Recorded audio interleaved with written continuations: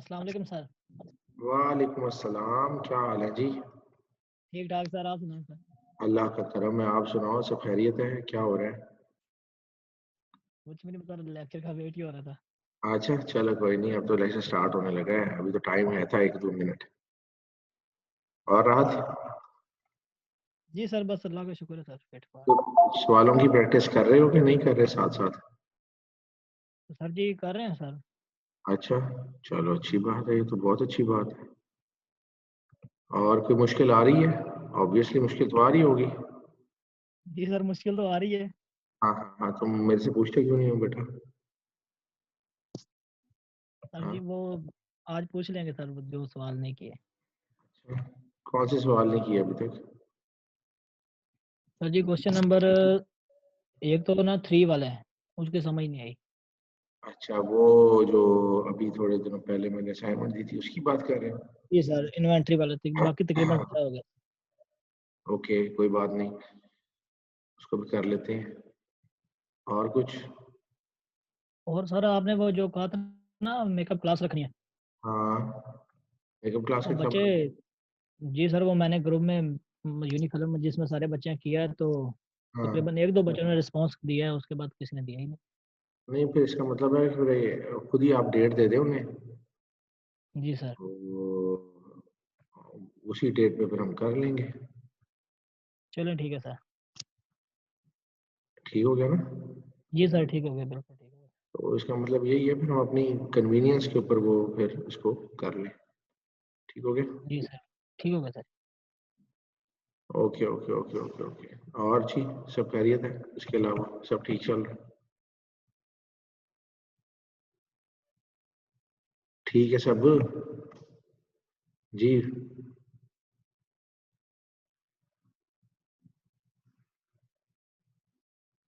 share screen, where and जी, तमाम students बाकी किधर हैं? जवाब क्यों नहीं दे रहे?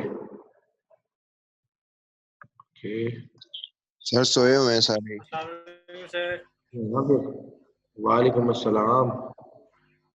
कैसी तबीयत है बेटा? सब खैरियत से हैं? अल्लाह अल्लाह का शुक्र सर, आप कैसे? जी शुक्र है अल्लाह का, आप तो काफी बेहतर है तबीयत।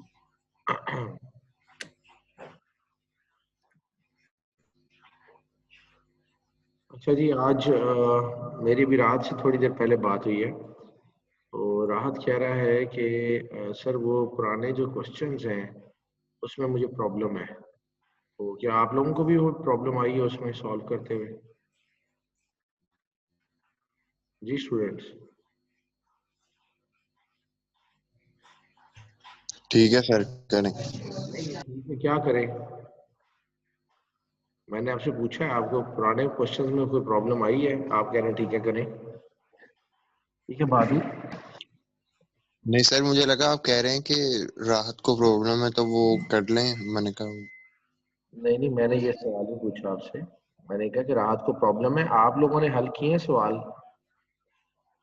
इस चैप्टर के?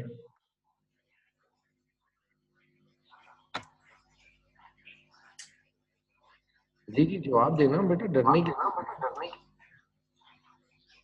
की जरूरत नहीं है, आप जवाब दें। मैं किसी को पिनलाइज सर थोड़ी। 2 क्वेश्चन किए हैं। 2 क्वेश्चन किए हैं, आराम से हो गए थे? नहीं सर, वो गलत हुए थे थोड़ा। वो सेकंड वाला गलत हुआ था। अच्छा, तो फर्स्ट वाला? वो मुझे तो ठीक लग रहा था, लेकिन शायद गलत हो। हाँ, अच्छा, तो आपको लग रहा था ठीक हुआ, लेकिन क्या पता गलत हुआ हो। जी सर। हम्म हम्म, अच्छा अच्छा अच्छा अच्छा अच्छा अच्छा अच्छा, चलें कोई बात नहीं, कोई बात नहीं। अब मुझे आप लोग नेक्स्ट क्लास से पहले पहले बताएंगे कि सर ये हमने इतने सवाल सॉल्व कर लिए हैं। तो मैंने असाइनमेंट दी हुई थी मंडे को, आपने सबमिट करवानी थी।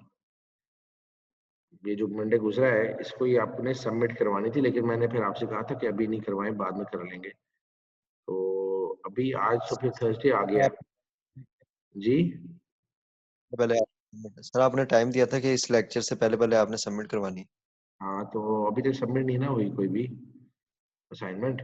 सर ये तो मैं कह रहा हूँ कि आज असाइनमेंट आई है काजी दिलदार की सिर्फ। अस्सलाम वालेकुम सर। जी वालेकुम अस्सलाम। वो आपसे पूछा था, आपने कहा था बस जुमेरात वाले दिन करा देना। हाँ हाँ तो लेक्चर के बाद नहीं हो सकते? लेक्चर के बाद करवा देना, कोई बात नहीं। मैं यही पूछ रहा था कि आप लोगों ने सारी असाइनमेंट हल कर ली है।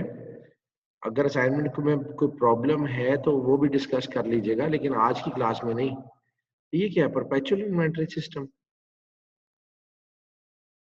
बेटा परपेचुअल इन्वेंटरी सिस्टम की तो आज करनी थी हमने।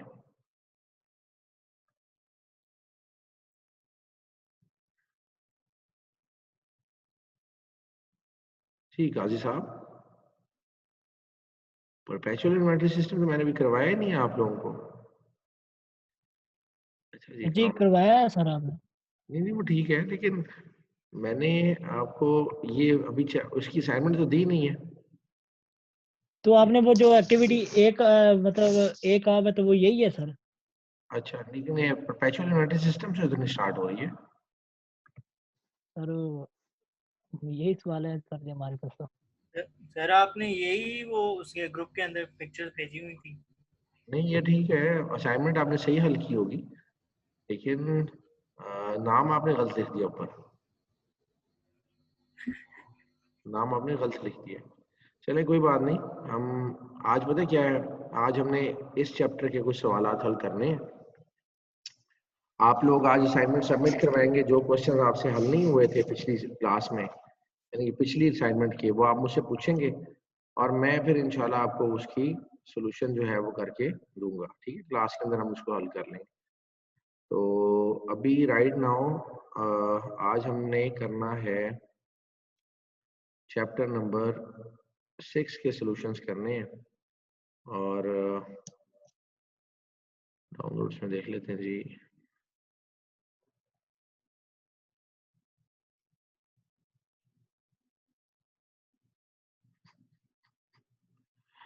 अच्छा तो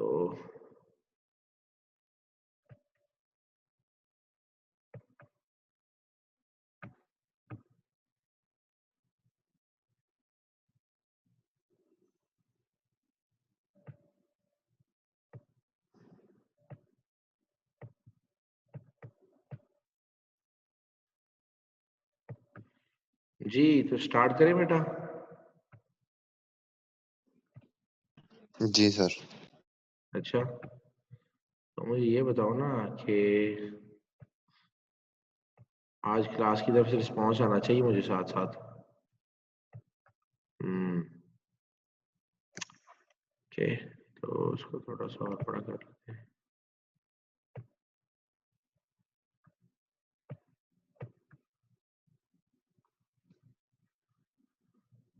Okay.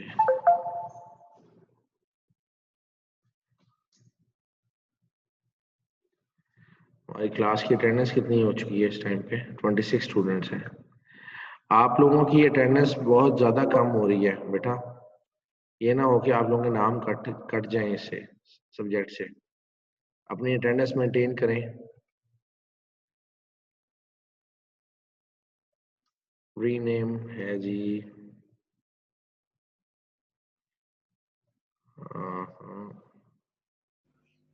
सर टोटल बच्चे कितने हैं हमारी क्लास में?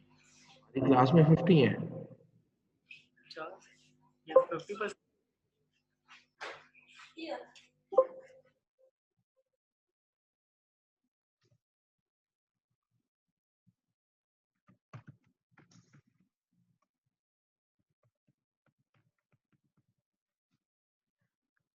की स्ट्रेंथ है और 26 अभी तक अवेलेबल है। कितने हैं? 27।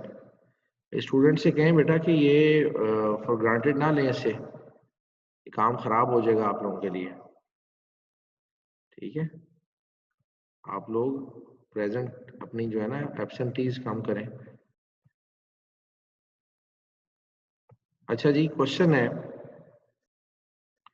हम क्वेश्चन नंबर 1 हल करेंगे। एक्सरसाइज का। ये बेसिक क्वेश्चन है, मैं ये हल इसलिए करवाता हूँ ताकि आप लोगों को आइडिया हो जाए कि आपने आगे जो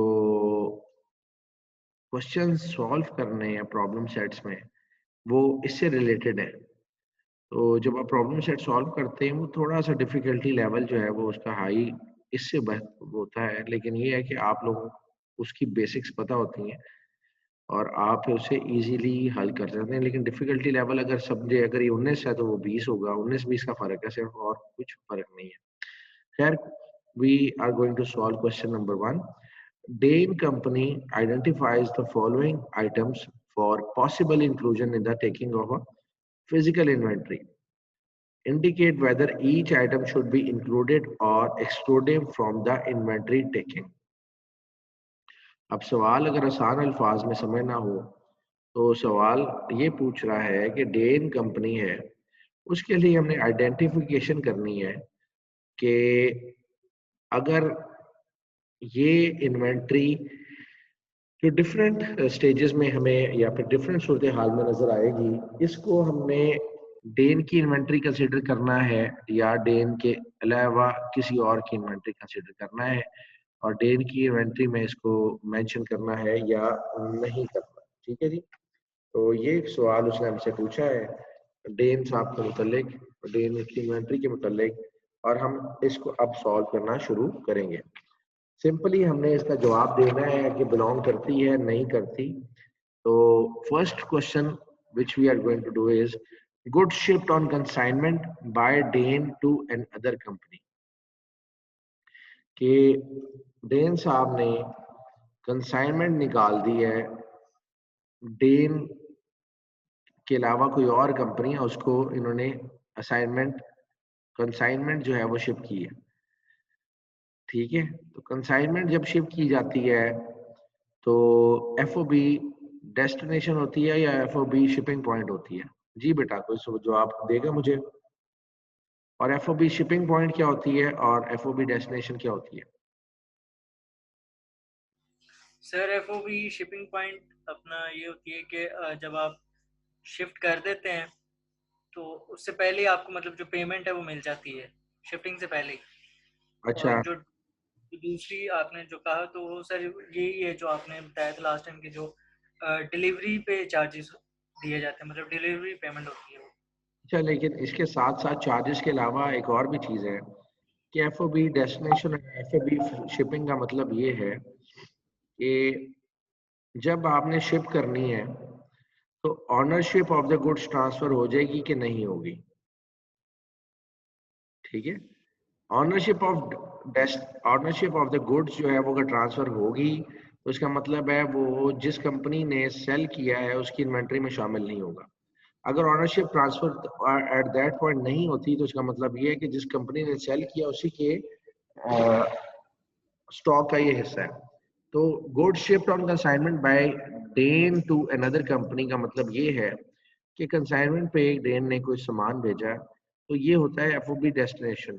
ठीक है जी, इसका मतलब ये है कि आपका सामान जब तक अगला बंदा रिसीव नहीं करेगा तब तक वो आपकी जिम्मेदारी है, आपका स्टॉक है, तो आप उसको अपने स्टॉक के अंदर इंक्लूड कर सकते हैं। हम यहाँ पे लिखेंगे कि जी inventory it will be included in inventory taking of डेन, क्योंकि जब तक ये नहीं पहुंचेगा तब तक ये डेन की मलकियत रहेगा।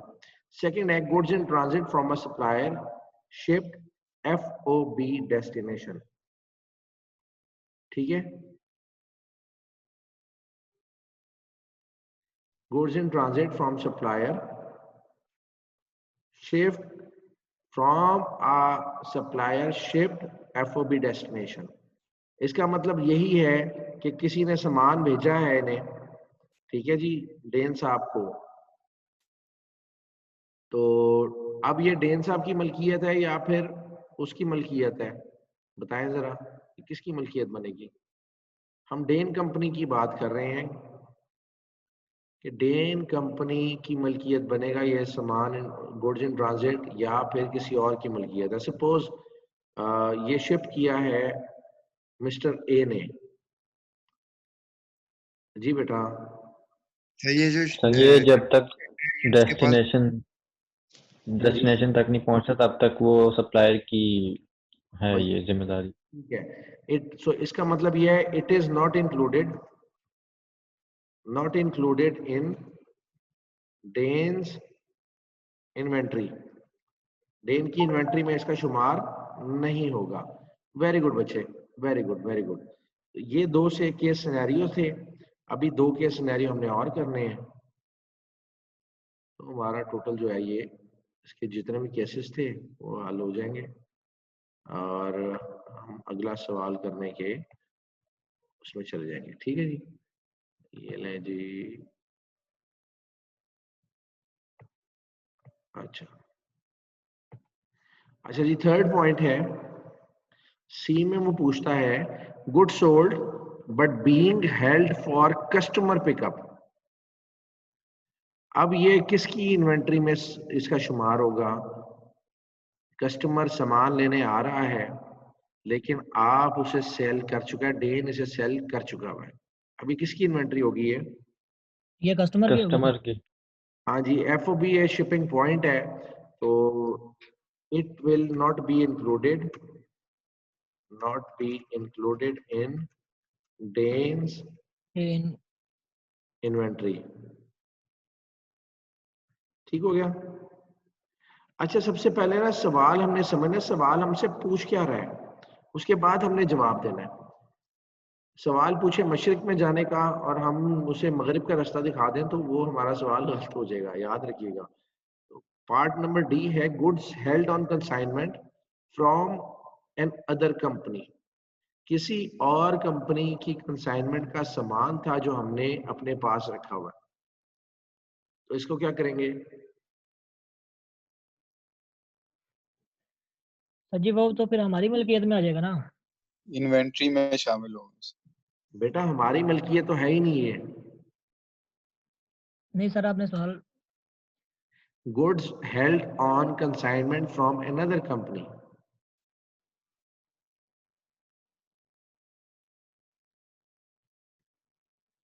सर क्योंकि वो सामान अभी हमारे पास पड़ा हुआ है तो वो हमारी इन्वेंट्री में डांस की कैसे आएगा? हमने तो ना खरीदा है ना बेचा है उसको, हमारी इन्वेंट्री थोड़ी होगी वो।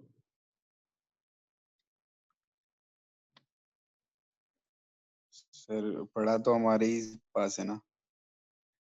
बेटा मैं आपसे ये कहता हूँ कि मेरे थोड़े से पैसे रख लो, अभी मैं नमाज पढ़ता हूँ उसके बाद आपसे ले लेता हूँ, तो क्या वो पैसे आपके हो जाएंगे? लेकिन सर तब आप तक गायब तो हो मेरे जाएंगे, ही है पैसे ना आपके जब हो तक जाएंगे। आप आएंगे। हाँ,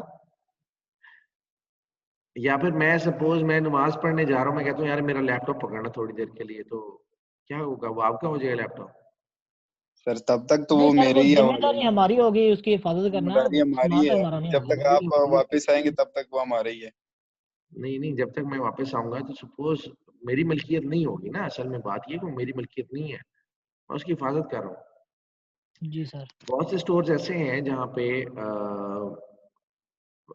कैश सेल बेसिस के ऊपर सामान रखवाया होता है कंपनीज ने, ठीक है? तो वहां पे वो मलकियत उन्हीं की होती है जिनकी कंपनी है, लेकिन वो स्टोर के ऊपर सेल बेसिस पे रखवाया हुआ है, वहां सेल होगा तो उसके पैसे उनको मिल जाएंगे, लेकिन जो सामान होता है वो मालिक उसके नहीं होते, तो वो उनकी अपनी इन्वेंट्री में शुमार नहीं होगा। It will not be included. ठीक है जी, नॉट बी इंक्लूडेड। ये टेक्निकल पॉइंट्स थे, मैंने आपको बता दिए हैं। अब ये प्रॉब्लम नंबर हम 2 कर रहे हैं। सर ये कंसाइनमेंट का मतलब समझाएंगे? कंसाइनमेंट बेटा ये स्पेसिफिक ऑर्डर होता है, तो स्पेसिफिक ऑर्डर स्पेसिफिक पर्सन की तरफ से आता है कि हमें ये चीज चाहिए, तो उसके हिसाब से हम उसका सामान तैयार करके तो उसको भेजते हैं। ठीक है, तो ये कंसाइनमेंट है, ये पूरा एक चैप्टर भी है अकाउंटिंग के अंदर, कंसाइनमेंट अकाउंट्स का। तो सिर्फ इसके लिए समझ लें स्पेसिफिक ऑर्डर है, स्पेसिफिक कंपनी का है और स्पेसिफिक उसमें आइटम है, दैट्स इट। तो हम अगले सवाल की तरफ चलते हैं, problem number 2। The laser of Paris company includes the following items. इसमें लेजर में पेरिस कंपनी के कुछ चीजें शामिल हैं। Freight in, purchases, return and allowances, purchases, ठीक हो गया। Sale discount, purchase discount. अच्छा, हमने ये बताना है which items are included in goods available for sale। Goods available for cell में कौन कौन सी आइटम आएगी?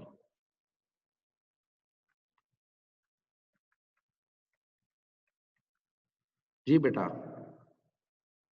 इनमें से 6 आइटमों में से कौन कौन सी आइटम है जो कि गुड्स अवेलेबल फॉर सेल आएगी? याद रखिएगा, CGS में जब हम ओपनिंग इन्वेंट्री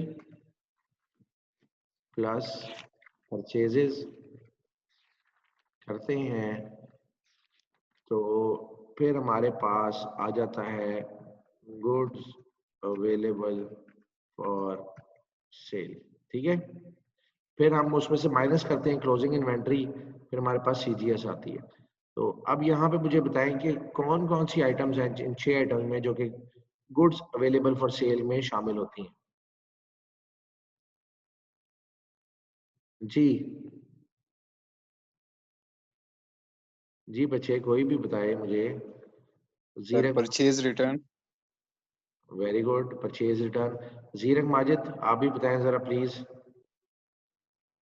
सी वाली भी सर, जो हमारे परचेज लिखा हो वो भी हो गए। जीरक माजिद, चौधरी नुमान करामत, उसामा पाशकील। जी बेटा, ये जवाब दे मेरा सवाल। गुड्स अवेलेबल फॉर सेल में कौन कौन सी आइटम्स आती हैं? जी बेटा, ये सवाल में जी क्वेश्चन पढ़े बेटा जी पहले। किसी ने परचेज रिटर्न्स का तो जवाब दिया। परचेज रिटर्न्स एंड अलाउंसेस हो सकती हैं, परचेज डिस्काउंट भी हो सकता है। हो सकता है या होगा, ये मुझे बताएं। नहीं, होगा होगा, अगर तो होगा। क्वेश्चन में गिवन है तो होगा। तो आप क्वेश्चन देखे ना, पहले क्वेश्चन ही पढ़ रहे, जी क्या कर रहे थे? ओके। माजिद पकड़े गए हो ना, सर को चकमा दे रहे थे, सर ने पकड़ लिया, चलो कोई बात नहीं। ये मुझे बताओ इसका, ये क्वेश्चन नंबर हम 2 कर रहे हैं। क्वेश्चन नंबर 2 कह रहे हैं जी सर। अच्छा इसमें ए फ्रेट इन वो भी आएगा। अच्छा, फ्रेट इनवर्ट भी जी, purchase returns and allowances, purchases, purchase purchases discount, ये तीनों ये चारों आइटम्स आएंगी। सेल्स डिस्काउंट नहीं आएगा क्योंकि वो हम नेट सेल्स की कैलकुलेशन के लिए यूज करते return and allowances, very good. और परचेजेस आएंगी। हैं। और हाँ जी बिल्कुल, और चौथी, परचेजेस से ही ये कैलकुलेशंस माइनस होंगी, और परचेज डिस्काउंट। और परचेज डिस्काउंट, ठीक हो गया, हाँ, ठीक हो गया, ठीक हो गया, सेल्स ठीक। डिस्काउंट इसलिए नहीं आएगा क्योंकि वो नेट सेल्स का पार्ट है, हाँ जी, सेल्स सेल्स डिस्काउंट सेक्शन। नहीं आएंगे। और वाकई नहीं आएंगे। और जी 5 आइटम्स थी, मैं 6 कही जा रहा था, लेकिन यही आइटम, जो 4 आइटम्स हैं यही आएंगी। तो किसी को इतराज है इस चीज से, या किसी को समझ नहीं लगी हो कि ये सर ने क्यों किया है? चलिए मैं आपको बताता हूँ। ये हमारा फॉर्मूला है जी, opening inventory plus purchases is equal to goods available for sale. Goods available for sale जब हम निकालते हैं तो ऑब्वियसली परचेजेस की टोटल वैल्यू हम फाइंड आउट करते हैं। तो नेट परचेजेस की वैल्यू किस तरह निकलेगी कि परचेजेस में से जब हम परचेजेस रिटर्न और डिस्काउंट माइनस कर देंगे, ठीक है, तो हमें परचेजेस की वैल्यू निकल आएगी। लेकिन फ्रेट इनवर्ट जब दिया होगा तो इसका मतलब है इसकी फ्रेट इनवर्ट को भी हमने परचेजेस के अंदर ऐड करना है। फ्रेट इन्वर्ट करेंगे तो फिर हमारी टोटल परचेजेस की वर्थ सामने निकल के आएगी। हम इन चारों को ऐड करेंगे तो हमारे पास गुड्स अवेलेबल फॉर सेल की वैल्यू टोटल निकलेगी, अगर हमारे पास ओपनिंग इन्वेंटरी दी हुई है। तो क्वेश्चन नंबर 2 हमें सिंपली ये पूछ रहा था कि हमने इसमें बताना है कि 4 आइटम्स कौन कौन सी हैं जो कि इसमें शामिल होंगी, या कितनी आइटम्स जो लिखी हुई हैं इसमें से उसका शुमार होगा। खैर, हमने अब प्रॉब्लम नंबर 3 हल करना है। In its first month of operation, rush company made 3 purchases of merchandise in the following sequence. ठीक है जी, इन्होंने 3 परचेजेस किए हैं, 1 2 एंड 3। ठीक है जी, सीक्वेंस भी देख लेते हैं हम। सीक्वेंस फर्स्ट है जी 300 units at the rate of units at the rate of कितना है जी 6 और टोटल इसकी अमाउंट बनती है जी अमाउंट इसकी मैं ऐसे लिख देता हूँ is equal to this multiply by this. ठीक हो गया जी।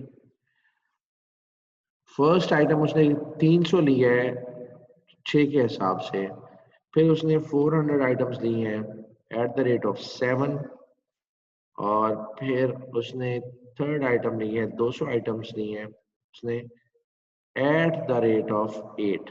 ठीक है जी, हम इस टाइम पे यहाँ पे मौजूद है यहाँ तक। ठीक है जी, यहाँ पे हम लोग मौजूद हैं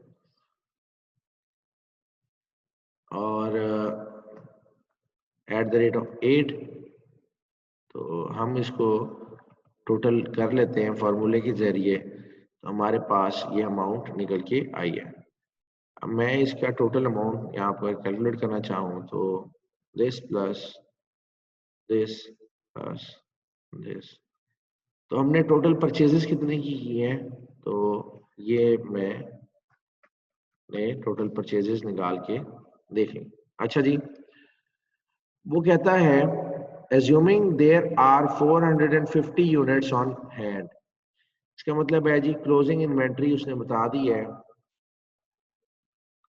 क्लोजिंग इन्वेंट्री इसने बताई है हमें 450 यूनिट्स की, ये 450 यूनिट्स हमारे पास हाथ में है। अच्छा, compute the cost of ending inventory under the FIFO method and LIFO method. Rush uses periodic inventory system. चलें जी, ये तो इंफॉर्मेशन उसने दे दी, लेकिन हमें क्या कहता है कि आपने 450 यूनिट्स आपके हाथ में है। लाइफो और फाइफो हमने दोनों मेथड्स करने हैं। फाइफो मेथड सॉरी और लाइफो।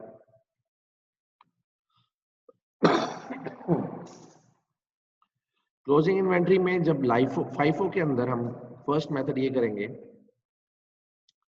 फाइफो में कौन कौन से यूनिट्स सेल हो चुके हैं? सर फर्स्ट 300 वाले आएंगे और सेकंड में हम 150 लेंगे। एक सेकंड जी, होल्ड करें।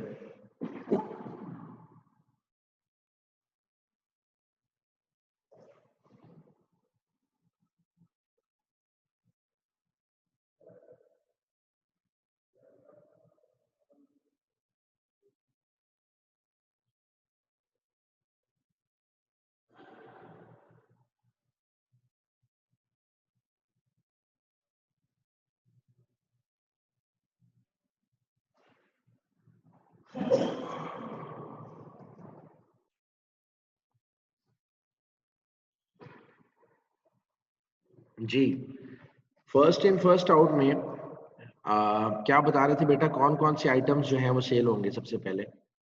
सर फर्स्ट 300 इंटू 6 करेंगे, वो पूरा 1800 आ जाएगा। वो क्या करेंगे? उसके बाद सेकंड में हम 400 की जगह 150 पकड़ेंगे। थर्ड में सेकंड में से हम कितने पकड़ेंगे? 150 एट द रेट ऑफ 1050 आ जाएगा सर। इंटू 7 किया हमने, तो ये क्या है, सेल हो गए ये? जी सर। जी सर, ये हमारे 450 यूनिट्स पूरे हो जाएंगे। बेटे सवाल तो आपने समझा ही नहीं ना है असल जी में। सर, वही मतलब सेल हो जाएंगे। क्या सेल हो जाएंगे? टोटल यूनिट्स आपने यूनिट सर टोटल हमारे पास 450 है ना यूनिट। बेटा नहीं, आप सवाल नहीं समझ रहे ना, सवाल क्या है? सर मैं बता दूं? सर समझ गए हैं, टोटल तो हमारे पास यूनिट्स ज्यादा हैं, लेकिन हम लोगों ने 450 सेल करने हैं, तो जी मतलब क्लोजिंग इन्वेंट्री जो आएगी हमारी 450 यूनिट्स की आनी है। हाँ तो जी, इस हमारी हिसाब क्लोजिंग से जो इन्वेंट्री की वर्थ निकालनी है हमने। हमारी क्लोजिंग इन्वेंट्री की वर्थ क्या है? सवाल ये पूछा गया है कि compute the cost of ending inventory under the FIFO and LIFO method. तो आप ये मुझे बता रहे हैं कि जो हमारा सामान सेल हुआ है उसकी वर्थ क्या है, ठीक है। तो ये ऐसे नहीं करना, हमने क्लोजिंग इन्वेंटरी, ये देखो ना मैंने 450 यूनिट्स लिखा है, इसकी वर्थ हमें पता नहीं है। तो अब बताएं लाइफो में, फाइफो में कौन सी कितने यूनिट्स है और क्या लगेगा इसका। जी बेटा, फाइफो में जो 450 यूनिट्स हमारे पास क्लोजिंग इन्वेंटरी के पड़े हैं, इसमें कौन कौन सी आइटम शामिल है, कौन कौन सी यूनिट्स? इसमें फर्स्ट एंड सेकंड के यूनिट शामिल होंगे। फर्स्ट के कंप्लीट 300 और सेकंड के 150। फर्स्ट के 300 और सेकंड के 150। जी जीरक आप बताएं जी जरा। सर मेरा ख्याल ये है कि जो, क्योंकि हमने क्लोजिंग इन्वेंट्री निकालनी है, कॉस्ट ऑफ गुड्स सोल्ड की वैल्यू नहीं निकालनी, तो जो सेकंड यूनिट है 400 वाले, उसमें से रिमेनिंग 250 यूज करेंगे। अच्छा, और मुझे एक सेकंड आप सर ये बताएं कि 450 यूनिट सेल हुए हैं, ये क्लोजिंग इन्वेंट्री की वैल्यू है? बेटा ये क्या लिखा हुआ है सामने, क्लोजिंग इन्वेंटरी है। क्लोजिंग इन्वेंट्री है। अच्छा मुझे 1 मिनट दे, मैं आपको जवाब देता हूँ इसका, मुझे दोबारा पढ़ना। आप सही कह रहे थे बेटा, गलत नहीं कह रहे थे। Thank you, thank you. अच्छा अच्छा। आप सही कह रहे थे, आप गलत नहीं कह रहे थे, उसको कंटिन्यू करें। तो सर जो क्या कहते हैं 250 यूनिट्स एट 7 हो जाएंगे, और रिमेनिंग 250 नहीं, यूनिट्स मैं कंफ्यूज क्यों हो रहा हूँ। At the rate of 7 is equal to,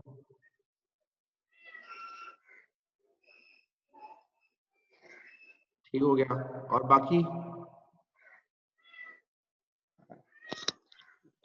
बाकी सर जो रिमेनिंग यूनिट्स है वो 8 की प्राइस पे आएंगे। बाकी रिमेनिंग कितने हैं? सर 200 पूरे हो जाएंगे ना? हाँ जी, 200 एट द रेट ऑफ। बिल्कुल, हाँ जी, ये 1600 आ जाएगी, घबराने की इनका क्या सम जरूरत है, क्लोजिंग इन्वेंट्री की वैल्यू होगी। घबराने की क्या जरूरत है। मैंने माजिद को क्या कह दिया है, जो आप जो है जीरक आप परेशान हो बैठे। अब्दुल माजिद को कुछ कहा है मैंने? नहीं नहीं सर, ऐसी कोई बात नहीं है, वो क्वेश्चन पढ़ते हुए मुझे एक सेकंड थोड़ी कंफ्यूजन हुई थी। अच्छा ये मैं लाइन जो है ना इसकी मैं बता देता हूँ।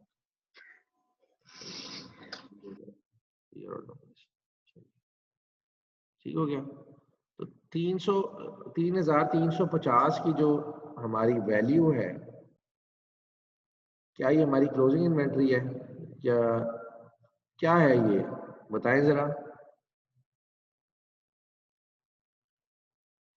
अंडर जी 5 सर, ये क्लोजिंग इन्वेंट्री की वैल्यू है। जी, अंडर अंडर 5। 5 हमारी क्लोजिंग इन्वेंटरी की वैल्यू ये है।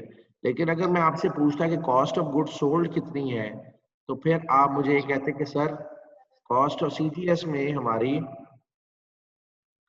सीजीएस में हमारी एक तो ये 1800 की अमाउंट शामिल हो जाती, और प्लस कितने यूनिट्स हैं, 150 units, 150 unit 150 eight the rate of 7।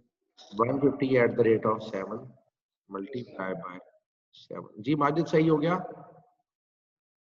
फिर ये जी इन सर। दोनों को ऐड करेंगे हम, तो हमारी सीजीएस की वैल्यू निकल आएगी। ठीक हो गया, ये सीजीएस की वैल्यू, सीजीएस 54 सीजीएस। ठीक हो गया। सर ये हमने क्लोजिंग इन्वेंटरी के लिए एंड से क्यों पिक किया, ये बता सकते हैं मुझे? देखो 54 है ना, फर्स्ट इन फर्स्ट आउट, जो सामान हमारे पास आता है पहले वही हमारे पास से जाता है, ठीक है। जी तो जो पहला सामान आया था वो पहला चला गया। अब हमारे पास कहता है कि हमारे पास क्लोजिंग इन्वेंट्री पड़ी हुई है। क्लोजिंग इन्वेंट्री का मतलब ये है कि वो सामान है जो कहीं नहीं गया, वो हमारे पास ही मौजूद है। तो first in first out method ये सजेस्ट करता है कि जो पहली चीज आएगी उसी को पहले इशू कर देंगे, तो जो बाद में चीज आई है वो वैसे की वैसे ही पड़ी है हमारे पास। तो ओके ओके, समझ गया। ठीक हो गया। अब लाइफो का बताएं, लाइफो में क्लोजिंग इन्वेंट्री की वैल्यू क्या होगी। LIFO means last in first out.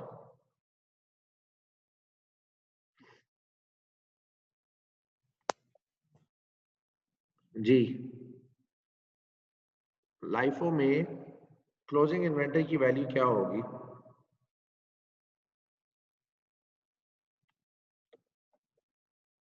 जल्दी जल्दी से बताएं बेटा। सर लाइफो में 2850 होगी।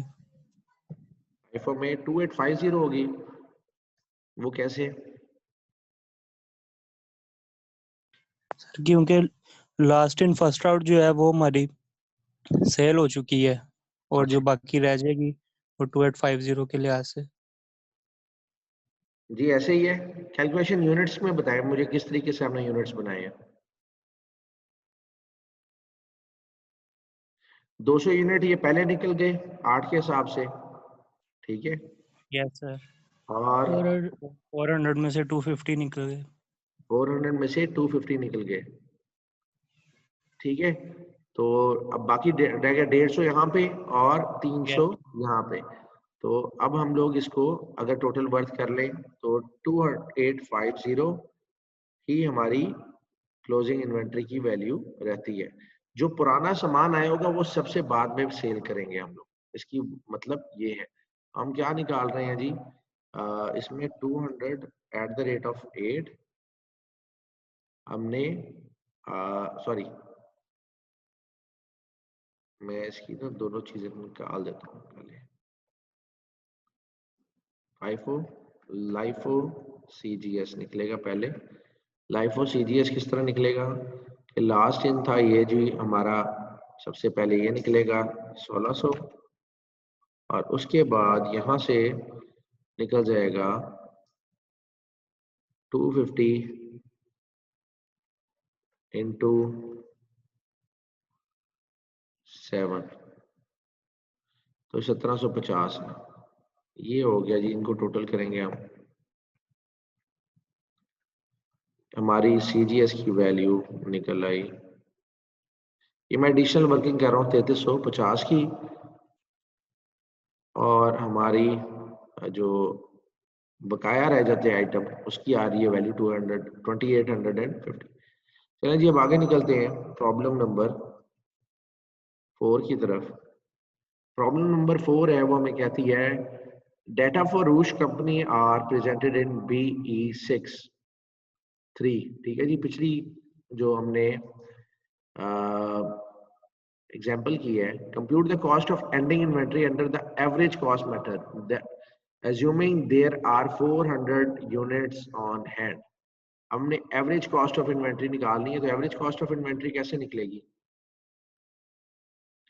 जी students? Average cost of inventory कैसे निकलेगी?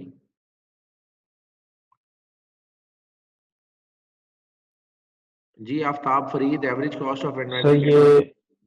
सर ये तो average cost for total cost divided by number of units है ना? जी बिल्कुल, is equal to total cost. Total cost क्या है?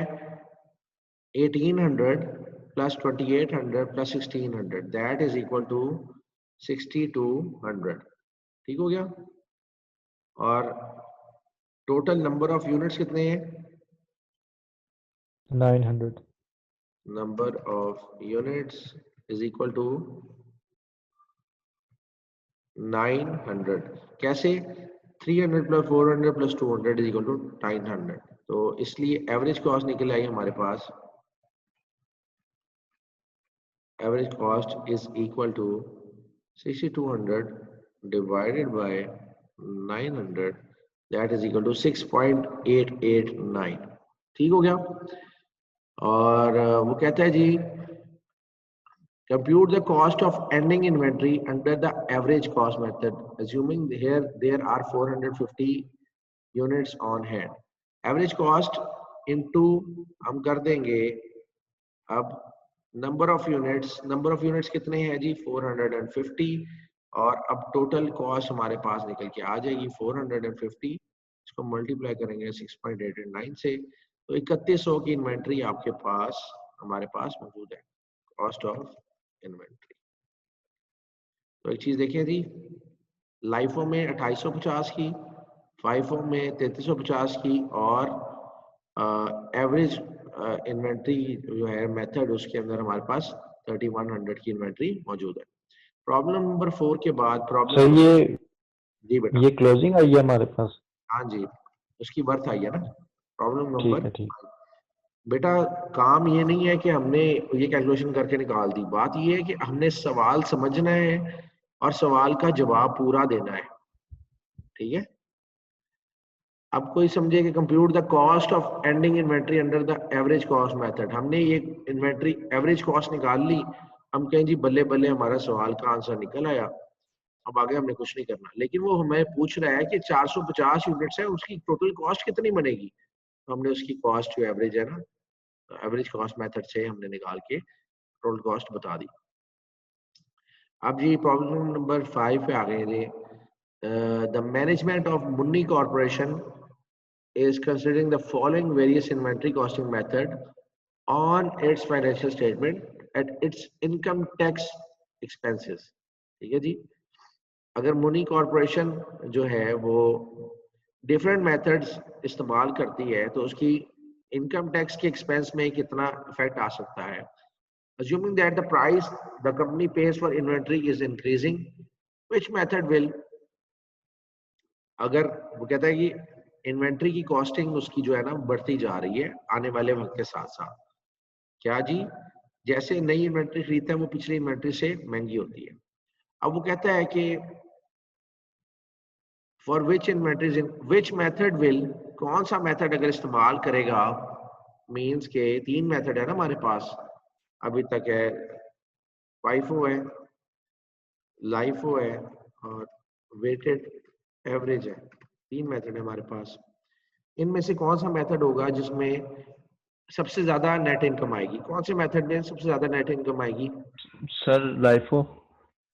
लाइफो में कैसे आएगी नेट इनकम ज्यादा?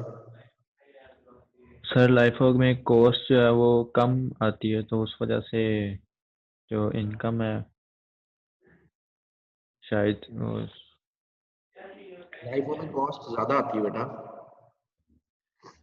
वो कह रहा है सर कि कम नहीं आती। गुजरते वक्त के साथ साथ इन्वेंट्री की कॉस्ट जो है वो इंक्रीज कर रही है। उसका मतलब है पहले कम थी, पहले 10 की खरीदते थे 15 की खरीदते हैं, और उसी को हम लोग प्रोडक्ट की कॉस्ट में डाल देते हैं, तो कॉस्ट इसमें ज्यादा शो होगी। कॉस्ट ज्यादा शो होगी तो नेट इनकम कम हो जाएगी। तो इसका मतलब है FIFO मेथड अगर इस्तेमाल करेगा तो कॉस्ट जो है वो, सॉरी नेट इनकम जो है वो ज्यादा शो करेगा। ठीक है,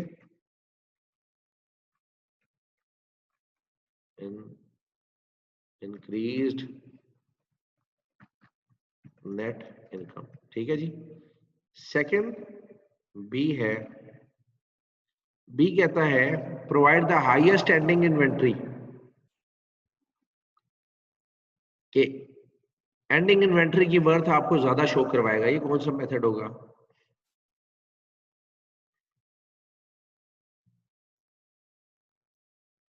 जी स्टूडेंट्स, ये कौन सा मेथड है जो कि लाइफो। लाइफो है? Yes sir. तुक्के नहीं मारो, सवाल का सही जवाब दो। सर ये एंडिंग इन्वेंट ज्यादा आई थी। इसमें FIFO मेथड। कौन से में? Sir FIFO। FIFO method is correct answer, will show high closing inventory। ठीक है जी, inventory. Okay fine, very good, very good. Third है जी result in lowest income tax expense, क्या आपका जो इनकम टैक्स का एक्सपेंस है ना वो काफी कम शो करेगा। तो ये कौन सा है, इसकी कौन सा मेथड है जिसमें इनकम टैक्स जो है वो कम शो करेगा? सर इसका आंसर सर लाइफो होगा, लाइफो। क्योंकि लाइफो में कॉस्ट जो है वो ज्यादा होती है तो उससे नेट इनकम कम होगी, नेट इनकम कम होगी तो टैक्स लायबिलिटी भी कम होगी। जी very good, very good, pure logic, pure to the point logic. Results in the most stable earning over ये नंबर ऑफ ईयर। जी बेटा, ये किस में मेथड में होगा? स्टेबल अर्निंग शो करवाएगा over a number of years. जी बच्चे, ये कौन सा मेथड होगा बेटा? अगर जब स्टेबिलिटी की बात करेगा तो एवरेज मेथड में आपको कॉस्ट जो है वो स्टेबल नजर आएगी। ठीक है जी। प्रॉब्लम नंबर 6 पे चले जाते हैं। प्रॉब्लम नंबर 6 कहता है in its first month of operation Marcus company purchase 100 units of inventory for ₹6। ठीक है जी, 100 units at the rate of 6 is equal to 600 हो गया जी। उसके बाद कहता है 200 for units for 7, 200 units at the rate of 7 और 700 1400 हो गया। थर्ड कहता है finally 150 units at the rate of 8, 150 units at the rate of 8 is equal to 1200 I think बनते हैं।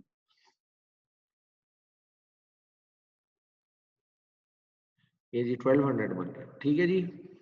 At the end of the month 200 units remained।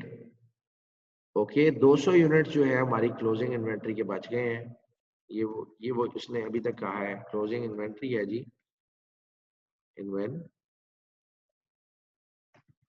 Inventory is 200 units. कहते हैं जी 200 units आपके भाई compute the amount of Phantom profit that would result in the company used FIFO rather than LIFO. Explain why this amount is referred to as phantom profit. The company uses periodic method. अच्छा जी बात ये है कि पूछा कि Phantom profit हुआ है। Phantom का मतलब है छुपा हुआ फायदा। तो वो कौन से मेथड में हो रहा है?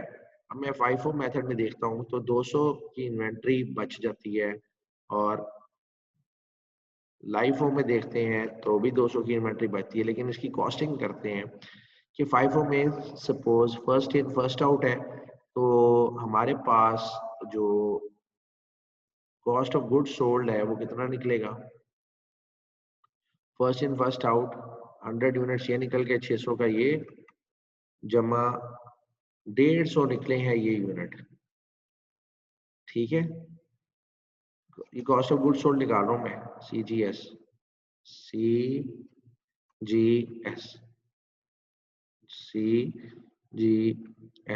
ठीक है जी। 600 यूनिट ये निकल गए और 200 में से 150 यूनिट निकलेंगे। वो किस वजह से? क्योंकि 200 यूनिट जो है हमारे पास स्टॉक में पड़े हुए हैं। तो हमने क्या लेना है 200 यूनिट्स की क्लोजिंग स्टॉक हमने सेपरेट कर देना है। जो सेल हुआ है वो हमने उसकी वैल्यू ले लेनी है। तो इसकी टोटल वैल्यू आ गई जी हमारे पास 600 प्लस 1050। ठीक है जी 1650 हो गया।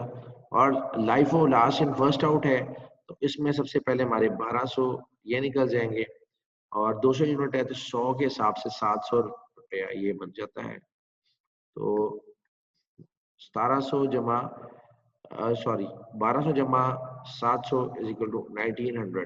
तो यहाँ पे क्या आपको नजर आ रहा है कि कॉस्ट ऑफ गुड्स सोल्ड जो FIFO में है वो 1650 है और लाइफो में है 1950। तो कॉस्ट ऑफ गुड्स सोल्ड जो जब कम होगी तो आपको प्रॉफिट यहाँ पे नजर आएगा कि आपने 250 रुपया जो है 250 ज्यादा प्रॉफिट अर्न किया है। किससे? लाइफो से। वो कैसे? कि लाइफो में कॉस्ट ऑफ गुड्स सोल्ड 1900 की आ रही है और सेल्स में से जब माइनस होगी cost of goods sold, suppose अगर आपकी सेल्स की प्राइस वैल्यू है 2100 तो सेल्स में से जब आपने कॉस्ट ऑफ गुड्स सोल्ड जो 1900 माइनस किया है तो आपके पास कितना आ जाएगा? आपके पास आ जाएगा जी 200। ठीक है, लेकिन अगर इसी के बरक्स आप FIFO मेथड इस्तेमाल कर रहे हैं 2100 आपकी सेलिंग प्राइस है, सेल्स प्राइस है और 1650 आपकी जो है वो कॉस्ट ऑफ गुड्स सोल्ड है। तो आपके पास जो टोटल वैल्यू आएगी जो ग्रॉस प्रॉफिट की आएगी वो आएगी 450, यानी कि 250 रुपए का आपको छुपा हुआ यहाँ पे फायदा हुआ है। तो ये 250 इज योर फैंटम प्रॉफिट। ठीक है जी, जो कि इन दोनों का डिफरेंस है और फैंटम प्रॉफिट ये मेथड के चेंज की वजह से आता है। और सिंपली ये मेथड चेंज क्या होता है कि सबसे पहले आप फर्स्ट इन फर्स्ट आउट में पहले पुराना स्टॉक आप सेल कर देते हैं और लास्ट इन फर्स्ट आउट में आप जो सबसे लेटेस्ट स्टॉक होता है उसको सेल करते हैं। प्रॉब्लम नंबर 7 की तरफ आते हैं। प्रॉब्लम नंबर 7 बहुत ही आसान है। सिंपली वो कहते हैं पीना appliances centre accumulates the following cost and market data at December 31st। ये जो डाटा कैलकुलेट कर रहा है पीना एसोसिएट्स अप्लायंसेस वो कहते हैं compute the lower of cost on market valuation for the company total inventory. Lower of cost और मार्केट वैल्यूएशन में जो डेटा आ रहा है उसमें हमने क्या कॉस्ट लेनी होती है, मार्केट या कॉस्ट में से जो हमें कम वैल्यू आएगी उसको हमने जो है वो कंसिडर कर देना होता है। लास्ट लेक्चर में मैंने आपको पढ़ाया था कैमरास और कैम सीसी कैमकोडर्स और डीवीडी। ठीक है जी, इसकी कॉस्ट है जी 12,000, इसकी कॉस्ट है 9,500, इसकी कॉस्ट है जी 14,000, यहाँ पे 12,800 है, इसकी कॉस्ट है जी 9,200 और इसकी कॉस्ट है जी 12,100। इसमें लोअर ऑफ कॉस्ट या मार्केट वैल्यू कौन सी है, इनमें दोनों में से कम कौन सी है, इसमें ये वाली वैल्यू जो है वो कम है, तो इसको हम यहाँ पे बाहर लिख लेता हूँ। इन दोनों में से वैल्यू कौन सी कम है, इसमें ये वाली वैल्यू कम है, तो 9200 को मैं बाहर लिख देता हूँ। और इन दोनों में से कौन सी वैल्यू कम है, वो ये वाली कम है 12,800 की, तो मैं 12,800 को बाहर ले लेता हूँ। इन तीनों को ऐड करते हैं जी, this plus this plus this, तो ये बन गया जी हमारा 34,000। तो टोटल कॉस्ट आपकी जो प्रॉब्लम नंबर 7 में बनती है वो 34,000 की बनती है। ठीक हो गया जी, 34,000 प्रॉब्लम नंबर 7 के अंदर कॉस्ट निकल के आई है। क्वेश्चन नंबर 8 में हमें कहता है for company reports net income of 90,000। Net income जो है प्रॉब्लम नंबर 8 में नेट इनकम हमें बता रहा है जी, नेट इनकम आ गई है 90,000 की। ठीक है जी, however ending inventory was understated आपकी है 5,000 से क्लोजिंग इन्वेंट्री। क्या जी, क्लोजिंग इन्वेंट्री। क्लोजिंग इन्वेंट्री अगर अंडरस्टेट है तो इसका मतलब ये है कि आपकी कॉस्ट ऑफ गुड्स सोल्ड जो है वो कम आएगी, ज्यादा आएगी?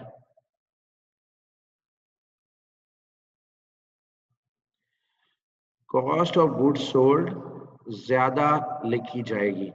ठीक है जी, इसमें कॉस्ट ऑफ गुड्स सोल्ड आपकी ज्यादा लिखी आएगी। तो वो कहता है कि what effect if any will this error have on total assets as reported in the balance sheet. अच्छा जी, और नेट इनकम करेक्ट आपकी कितनी है? जब अंडरस्टेट हो गई तो आपकी कॉस्ट ऑफ गुड्स सोल्ड जो है वो ज्यादा लिखी आई। जब ज्यादा लिखी आई तो ऑब्वियसली क्या हुआ कि 5,000 जो है वो नेट इनकम आपकी कम शो हुई है। क्या हुई है? कम शो हुई है। कॉस्ट ऑफ गुड्स सोल्ड बढ़ गई तो नेट इनकम आपका 5,000 कम शो होगा। सपोज ये इसको सॉल्व करके जाता हूँ, 1 लाख रुपए आपका जो था वो सेल्स है, सेल्स की वैल्यू है। ठीक है जी, सेल्स के अंदर आपने कॉस्ट ऑफ गुड्स सोल्ड जो आपकी वैल्यू आई है वो सपोज आई है 90,000 की। नहीं, कॉस्ट ऑफ गुड्स सोल्ड आ रही थी आपकी 10,000 रुपए की, 10,000 रुपए की। ठीक है, तो 10,000 रुपए की अगर आती थी तो कंट्रोल यू, तो आपकी टोटल आनी चाहिए थी 90,000। लेकिन यहाँ पे कॉस्ट ऑफ गुड्स सोल्ड जो है वो थोड़ी सी 10,000 की जगह पे 12,000 आ गई। जब 12,000 आएगी तो ऑब्वियसली ये 90,000 तो नहीं रहेगा, ये तो 88,000 चला जाएगा, तो नेट प्रॉफिट आपका कम शो होगा। ठीक है, अल्टीमेटली नेट प्रॉफिट कम शो होगा, लेकिन यहाँ पे ग्रॉस प्रॉफिट आपको कम शो हो रहा है। तो जब आपकी क्लोजिंग इन्वेंट्री की वैल्यू कम शो हो रही है, तो इसका मतलब ये है कि आपका जो CGS है वो ज्यादा शो हो रहा है। ज्यादा शो हुआ तो आपका नेट प्रॉफिट कम हो गया, यहाँ पे कम हो गया। अब हम इसको जब इसको टोटल वैल्यू को सही पे लेके आते हैं, तो सपोज ये 10,000 है, तो उसका मतलब है ये फिर 90,000 यहाँ पे होगा। तो यहाँ पे आपने ओरिजिनली में 5,000 जो है वो cost of goods sold, ending inventory आपने 5,000 की है, अंडरस्टेट की हुई थी, ज्यादा होनी चाहिए थी, कॉस्ट ऑफ गुड्स सोल्ड इसकी वजह से बढ़ गई है। तो अब क्या करेंगे हम कि नेट प्रॉफिट की जो अमाउंट है, amount will be 90,000 plus 5,000 is equal to 95,000 हो जाएगा ये। और दूसरी सिनेरियो में जो हमारी क्लोजिंग इन्वेंट्री है उसमें 5,000 का इंक्रीज शो करवाएगा।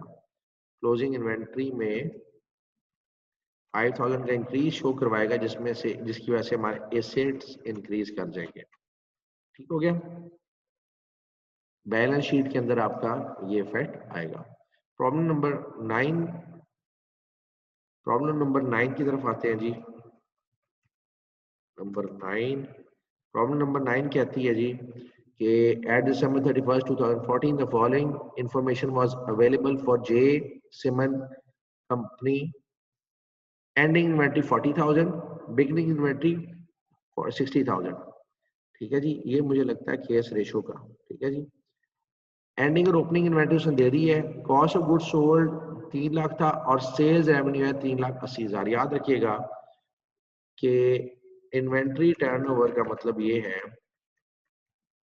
Over is equal to sales divided by average inventory. और सेल्स की फिगर आ रही है हमारे पास 3,80,000 और एवरेज इन्वेंट्री है जी 40,000 प्लस 60,000 डिवाइडेड बाय 2। ठीक है जी, 40,000 प्लस 60,000 टोटल डिवाइडेड बाय 2, तो एवरेज इन्वेंट्री आ जाएगी 50,000 की। ठीक हो गया जी,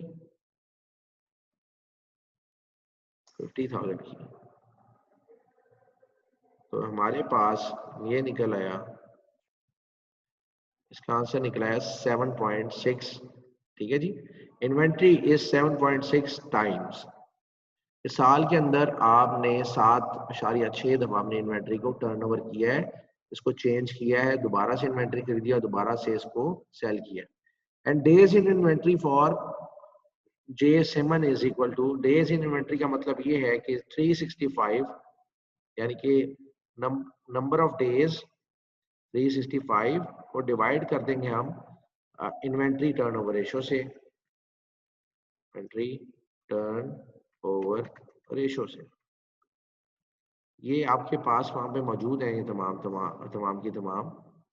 inventory turnover ratio is equal to 365 divided by inventory turnover, that will be equal to 365 divided by 7.6 times 48 is your answer।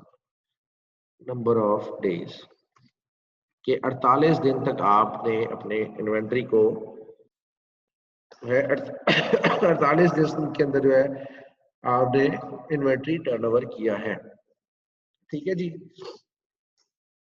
Days in inventory 48 दिन inventory आपके पास रही है। क्वेश्चन नंबर 10 की तरफ आ जाते हैं। क्वेश्चन नंबर 10 करवा के तो सर ये इन डेज वाली मुझे समझ नहीं है, आप दोबारा बताते हैं। And days, number of days जी, क्या मतलब? ये वाली पहली वाली आ गई समझ?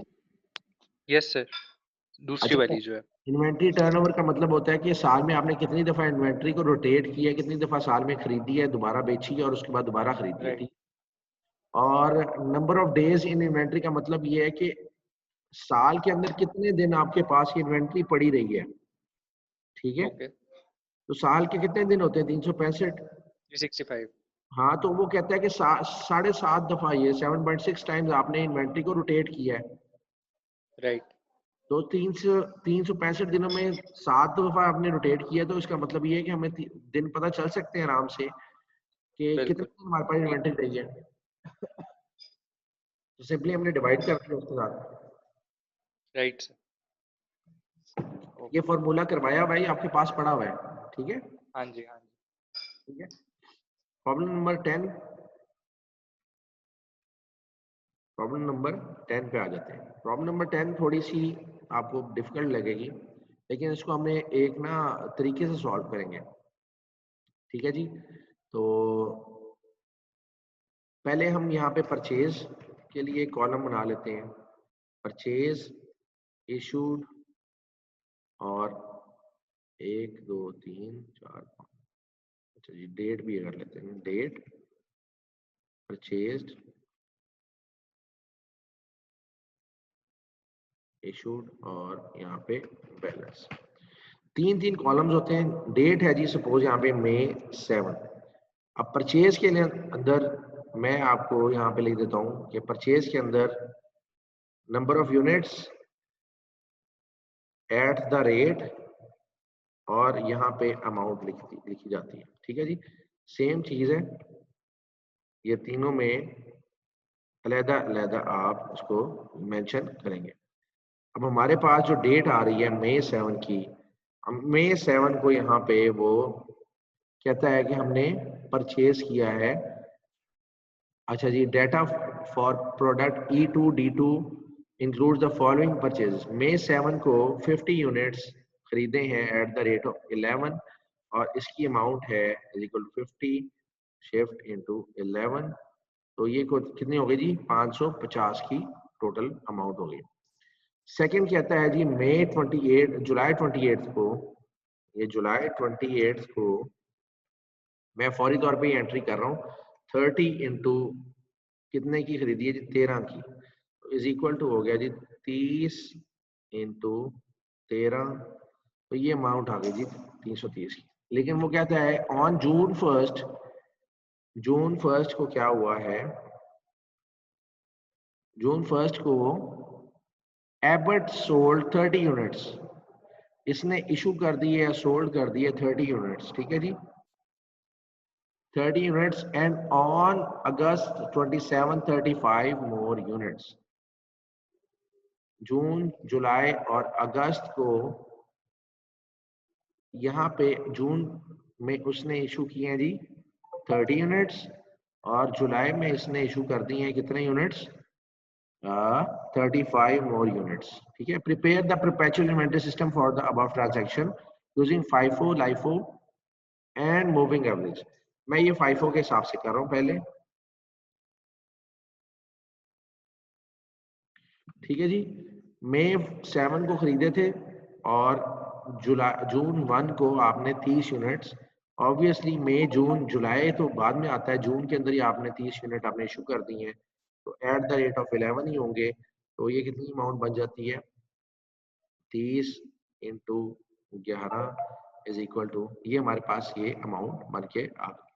याद रखिएगा बैलेंस के अंदर हमने ये तमाम की तमाम अमाउंट रोल सी इसी तरीके से एंड पे लिख देनी है।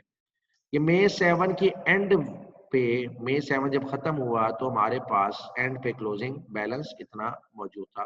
50 units at the rate of 11, और टोटल अमाउंट इसकी 550 की मौजूद थी। जून 1 को हमारे पास क्या मौजूद था? जून 1 तक हमारे पास ये 50 units at the rate of 11 और 550 का स्टॉक मौजूद था, लेकिन जून 1 को हमारे पास है ये जो यूनिट्स हमने इशू कर दी। अब रिमेनिंग यूनिट्स जो बैलेंस में रह गए हैं हमारे पास स्टोर के अंदर मौजूद है, वो कितने हैं? 50 में से माइनस करेंगे 30, तो रह गए 20, रेट इनका 11 है, 20 इंटू मल्टीप्लाई करें 11 करेंगे तो हमारे पास 220 रुपए का सामान अभी तक यहाँ पे मौजूद। अब आ गई बात जी हमारे पास जुलाई 28 की, तो जुलाई 28 को जब हमने ये सामान खरीदा तो at the end of the day हमारे पास क्या सामान पड़ा हुआ है, हमारे पास 20 units at the rate of पड़े हुए हैं जी 11 और टोटल प्राइस है 220 की, और उसके बाद 30 units at the rate of 13, total quantity है इसकी 390 यूनिट्स की। फिर हम क्या कर रहे हैं कि अब हम आ गए हैं ऑन अगस्त 27। अगस्त 27 को हमने 35 यूनिट जो है वो सेल किए हैं। 35 यूनिट का मतलब क्या है कि हम 35 यूनिट कौन कौन से सेल करेंगे, 35 units obviously first in first out है, तो 20 यूनिट हमारे पास से ये चले जाएंगे।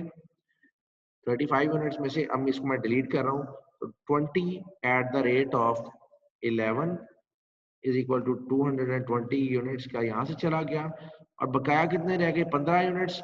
15 units at the rate of कौन से, क्या रेट होगा उसका भाई, एट द रेट ऑफ 13 होगा। 13 होगा तो 15 इंटू 13 कितने हो गए, 195। 195।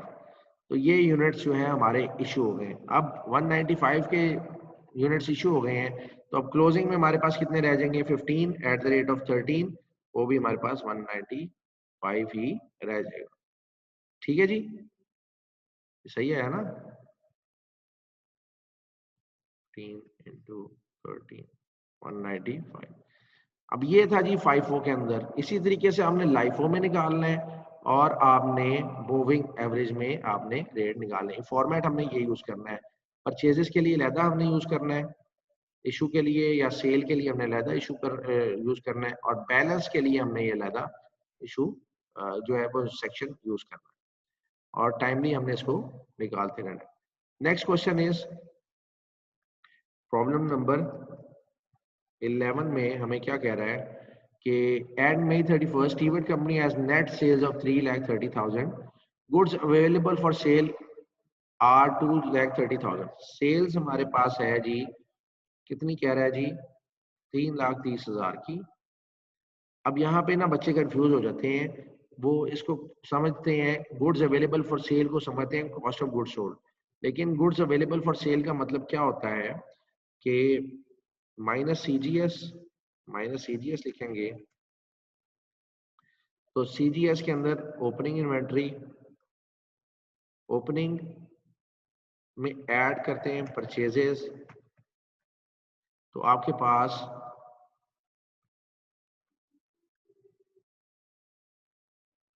आ जाता है गुड्स अवेलेबल फॉर सेल। अब गुड्स अवेलेबल फॉर सेल की वैल्यू हमें बता रहा है यहाँ पे 2,30,000, ठीक है जी। और उसके बाद हमें बताता है जी कि गुड्स अवेलेबल फॉर सेल की वैल्यू ये है, लेकिन साथ आगे बता देता है कि compute the cost of the ending inventory, ending inventory की कॉस्ट मालूम करें, assuming the gross profit rate is 40%। अब वो कहता है जी ग्रॉस प्रॉफिट का रेट आपका 40% है, ठीक है जी। ग्रॉस प्रॉफिट का रेट ऑब्वियसली हम किस तरीके से निकालेंगे, इज इक्वल टू हम करेंगे जी 3,30,000 का ले लेंगे 0.4, 40% ले लिया, हमारे पास आ गया 1,32,000, कंट्रोल बी। इसका मतलब ये है कि ये दोनों इस 3,33,000 में से 1,32,000 हम माइनस करेंगे तो सीजीएस की वैल्यू आनी चाहिए, तो हम माइनस करेंगे जी 1,32,000, तो हमारे पास सीजीएस की वैल्यू निकल आई 1,98,000। 1,98,000 ऑब्वियसली 2,30,000 में से कोई रकम निकालेंगे तो ही हमारे पास 1,98,000 आएगा, तो ये बनती है 32,000। तो ये हम इसको लिखेंगे जी इन्वेंटरी, ठीक है। एंडिंग इन्वेंटरी की वैल्यू थी 32,000 की जो हमने माइनस की है, ठीक है जी, माइनस लिख रहा हूँ मैं इसके सामने। तो अब हमारा 1,32,000 आ गया। Last question, question number 12, on June 30 quantity का Dusto टाइम नहीं Fabrics has the following होता। data दरवाजा चेक करने से मेड गई है, pertaining most to probably the पूरी तरह बंद नहीं होगा। मैं 1 मिनट बता रहा हूँ। यप, दरवाजा खुला हुआ। अच्छा, Dusto Fabrics has the following data pertaining to the retail inventory method: goods available for sale at the cost of 35,000, at retail 50,000, net sales is 42,000 and ending inventory at retail 48,000। ठीक है जी, इसमें हमें at cost भी बता रहा है और at retail भी बता रहा है, at retail भी बता रहा है। at retail में क्या था जी, goods goods available for sale, available for cell था जी, कितना एट कॉस्ट पे था जी 35,000 का, और रिटेल पे था जी 50,000। ठीक है जी, उसके बाद कहता है नेट सेल्स हो गई हैं जी हमारी कितने की, नेट सेल हो गई हमारी 42,000 की। तो हमारे पास जो net sale and ending inventory at retail is equal to 8,000। ठीक है जी, 8,000 की यहाँ पे हमें वैल्यू बता दी उसने। कहता है जी compute the estimated cost of ending inventory using the retail inventory method. हमने एंडिंग इन्वेंट्री की कॉस्ट निकालनी है। याद रहे जी, ये एंडिंग इन्वेंट्री की उसने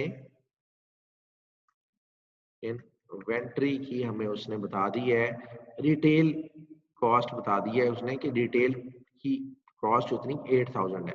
लेकिन अब इसको हमने निकालनी है, ये जो एंडिंग इन्वेंट्री की एट कॉस्ट वैल्यू है, हमने इसको फाइंड आउट करना। सबसे पहले हम क्या करेंगे, सिंपली हम देखेंगे कि इन दोनों की प्रॉफिट का ये जो परसेंटेज में क्या फर्क है। 35,000 को हम डिवाइड कर देंगे 50,000 से, उसका मतलब है 0.7, 70% है ये वैल्यू इस वैल्यू की। तो सिंपली हमें क्या करना है, ये वैल्यू कितनी परसेंट होगी, वो इस वैल्यू का 70% होगी, इज इक्वल टू, मैं मल्टीप्लाई कर देता हूँ 0.7 के साथ, सिंपल 5600 निकल आया। तो मेरे बच्चों ये था जी आज के आपका 5600 ये आंसर था आपका, और ये एंडिंग इन्वेंट्री एट कॉस्ट हमारी 5600 की आती है। ठीक है जी, तो ये था आज आपका सेशन, और let me take your attendance please. और अटेंडेंस लेते हुए अगर कोई सवाल है तो अटेंडेंस के दरमियान में ही आप पूछ लें, तो हम फिर उसको अभी ही आंसर कर लेते हैं, या फिर नेक्स्ट क्लास में उसको आंसर कर लेते हैं। ठीक है जी, सर जी सर वो काजी दिलार का मैसेज आया था कि उसका लाइट चली गई थी। अच्छा सर, ये जो क्वेश्चन नंबर 9 हमने किया था इन्वेंट्री टर्नओवर इन डेज वाला, इसमें हमारी डेज की वैल्यू 48 पॉइंट डेसिमल में आ रही, तो वो एक्चुअली तो डेसिमल में दिन नहीं होता, तो हम 48 डेज ही लिखेंगे। 48 डेज लिख लें, 48 या 49 लिख लें, प्रॉब्लम नहीं। ठीक, वो डेसिमल पे डिपेंड करेगा कि आपने अगले दिन पे जाना है या उसी पे रहना है। हाँ वो इतना, वो आप डेसिमल पे लिख देंगे तो डेज के साथ लगा दें, कोई इशू नहीं है। चलें, ओके।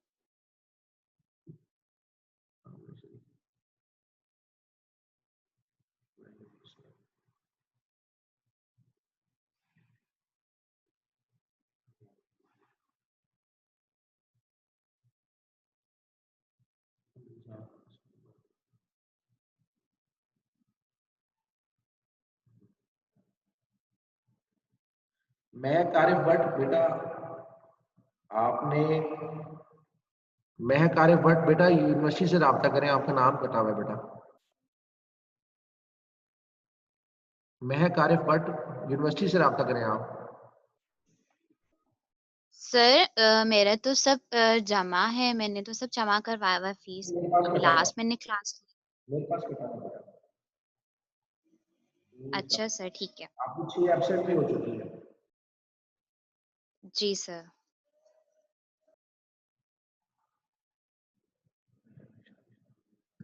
अस्सलाम वालेकुम सर। सर जो आपको असाइनमेंट सेंड करनी है वो कौन सी मेल पे करनी है? बेटा वो जिस मर्जी पे कर दो। सर जिस पे क्विज सेंड किया था उस पे कर दें। बेटा मैं बताता हूँ आपको बाद में, मुझे अटेंडेंस लेने दें। Okay sir. मोहम्मद अब्दुल्ला का नाम भी कटा हुआ है बेटा अटेंडेंस में। एक मोहम्मद अब्दुल्ला है, एक अब्दुल्ला नहीं है। Sorry sir. एक फर्स्ट वाले मोहम्मद अब्दुल्ला का नाम कटा हुआ है, 8013 वाले का नाम कटा हुआ है। जिसका रोल नंबर 8013 है उसका नाम भी यहाँ पे अटेंडेंस में मार्क हुआ है। अकाउंट से रब्ता करें।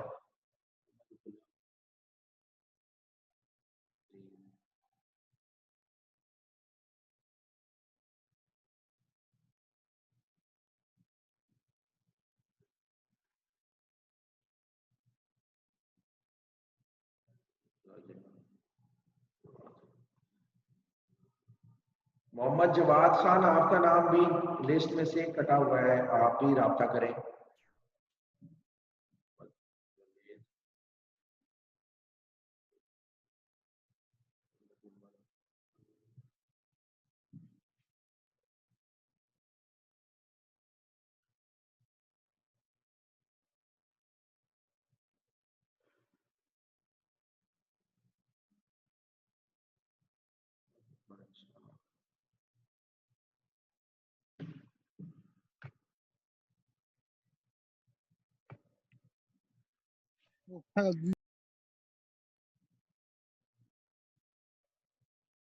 रजब चौधरी और साद अमजद दोनों के नाम आपके भी कटे हुए बेटा।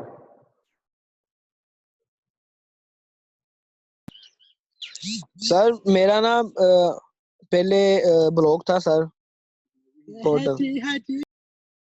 अभी भी ब्लॉक है बेटा। सर नहीं है सर अभी। बेटा मुझे नजर हो नहीं आ गया सर ये चेक करें जरा, मेरा भी ब्लॉक है ये पोर्टल। साद अमजद सर। साद का भी ब्लॉक है, साद अमजद का। शमसुद्दीन जी शमसुद्दीन प्रेजेंट है sir. Okay okay okay. Sufiyan Tahir. Hello कौन है ये? हाफिज इब्राहिम का सर ब्लॉक है। हाफिज इब्राहिम नहीं। ठीक है सर। मैं बताता हूँ आपको। ये दरमान शाह एब्सेंट।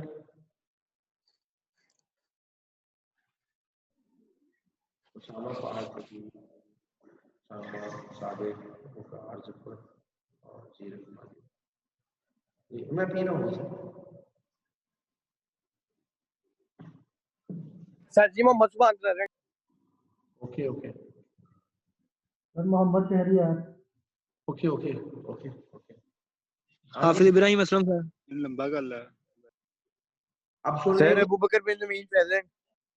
सैयदा रमशा फातिमा का नाम कटा हुआ है, साद अमजद का, रजब चौधरी का, मोहम्मद जवाद खान का, मोहम्मद अब्दुल्ला का, महक आरिफ भट्ट का, इनके नाम कटे हुए। ठीक है। आकाश मसीह आज एब्सेंट है। महक आरिफ,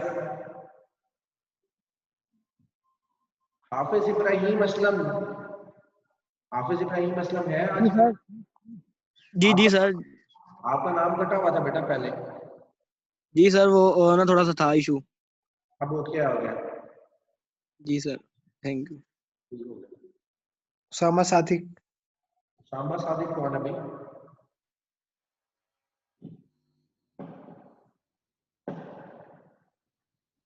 एक, दो, तीन, चार, पाँच, ये 5 एब्सेंट हैं और टोटल 41 थे।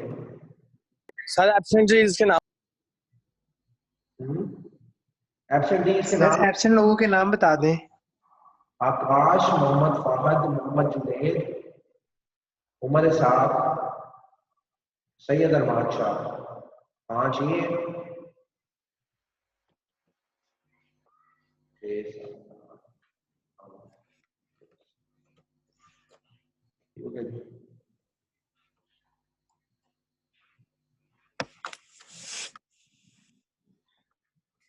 कोई नहीं, सही तो नहीं। सर जी ईमेल का बता दें। Thank you. सही नहीं। देखते रखना तेन गरम गरम सेक पवेगा उत्ते जी बेटा। सर मोहम्मद शहरी यार प्रेजेंट है। जी जी प्रेजेंट है, प्रेजेंट है। चले बच्चा, फिर इंशाल्लाह नेक्स्ट क्लास में मुलाकात होती है। आप इसका प्रॉब्लम सेट नंबर 1 जो है ना सॉल्व करना शुरू करें, ठीक है सर? जी बेटा। सर जी ईमेल का बता दें। सर जी आपने करना है हैदरशेरवानी@gmail.com पे। जी अस्सलाम वालेकुम सर जी। वालेकुम अस्सलाम। Okay sir. सर जी उमर सिया सर जी क्लास में ही है। उमर इसाक बेटा वो अब तो अटेंडेंस लग गई है। सर जी वो सारा लेक्चर सर मेकअप क्लास का मेकअप क्लास का मैं बता दूंगा आपको। सर जी सारा लेक्चर लिया शुरू से लेकर अभी तक मेरे साथ मेरे हॉस्टल में बैठा सर जी वो तो। बेटा अब तो अटेंडेंस हो चुकी है ना, वो तो मैंने सबमिट करवा दी। अपडेट सर जी हो जाएगी नेक्स्ट में। यार तू तो चुप हो। अपडेट कर दें सर जी, उससे मेहरबानी आपकी। सर मेरा तो ब्लॉक नहीं है।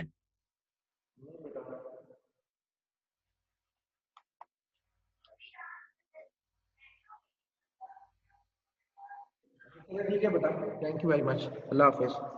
कर दिए मैंने अपडेट। ओके सर, अल्लाह हाफिज। ओके अल्लाह हाफिज।